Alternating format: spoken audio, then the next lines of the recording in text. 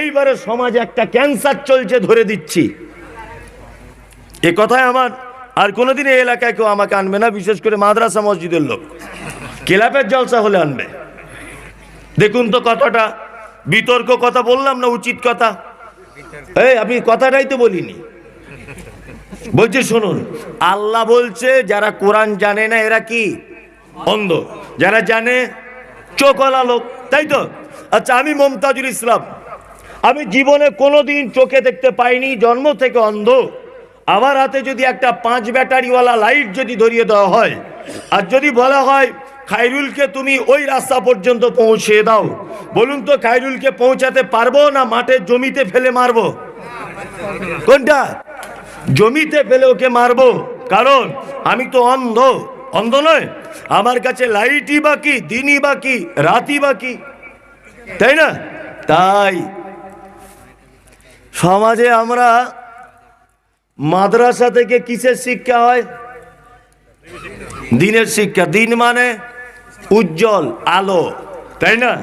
অন্ধকার থেকে মানুষকে আলোর দিকে আনে, তাই তো? আল্লাহর ভাষা কি? যারা কোরআন জানে না এরা অন্ধ। সমাজ আজ এত অধঃপতন, তার একটা মূল কারণ আমরা অন্ধ লোকদেরকে দিয়েছি এই দিনের আলোর দায়িত্ব। বুঝতে পারছেন না? জীবনে কোনোদিন কোরআন জানে না, জীবনে কোনোদিন মাদ্রাসায় পড়েনি, ও কিচ্ছু বোঝে না, ওকে দিয়েছে মাদ্রাসা সেক্রেটারি করে। তো ও কি করে দিনের প্রদীপ জ্বালাবে? ও তো নিজেই কানা, ও তো নিজেই অন্ধ। কথা কি ঠিক বললাম না ভুল? মসজিদের সেক্রেটারি করেনি বলে এই মসজিদে নামাজ পড়তে আসেন, ওই মসজিদে যায়। আমি তো জানি পার্টি পঞ্চায়েত ভোটের টিকিট না পেলে লোক মারামারি করে, তৃণমূল ছেড়ে সিপিএমে চলে যায়, টিকিট পাইনি তাই। কারণ না ভোটে জিতলে যে কিছু মাল পানি পাওয়া যায়, আমাদের ওদিকে পাওয়া যায়, আপনাদের দিকে হয়তো 100 লোক আছে, আপনাদের এখানেও না। বাবা মাথা খারাপ বললে মার খাবো, আমার গাড়ি ফাড়ি ভেঙে দিবে, ওতে আমি নেই।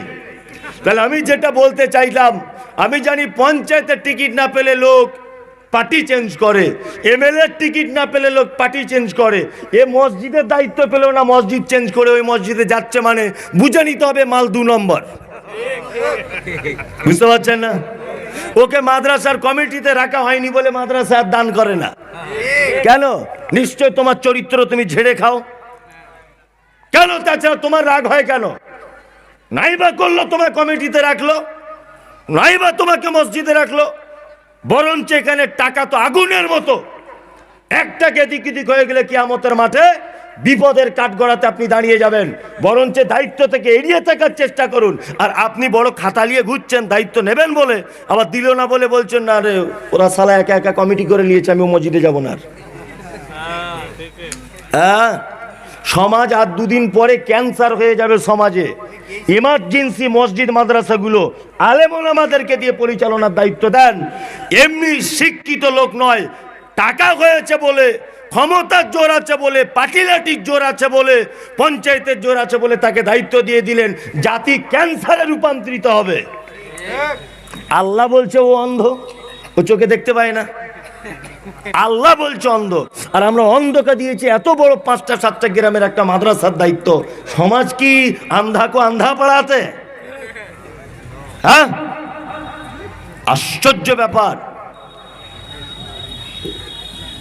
দেখবেন, আমি একটা কথা বলি হাসতে হাসতে, কথাটা যদিও বা বাস্তব, হাসতে হাসতে বলছি। অনেক জায়গাতে বলি বোঝানোর জন্য। আমি এক জায়গায় ইমামতি করতাম, একটা মানে মসজিদের দায়িত্বর লোক, তার বেটা চাকরি পেয়েছে, তো আমার কাছে 500 টাকা দিয়ে বলছে মৌলভী সাহেব দোয়া করবেন যাতে চাকরিটা পায়, পরীক্ষা দিয়েছে চাকরির।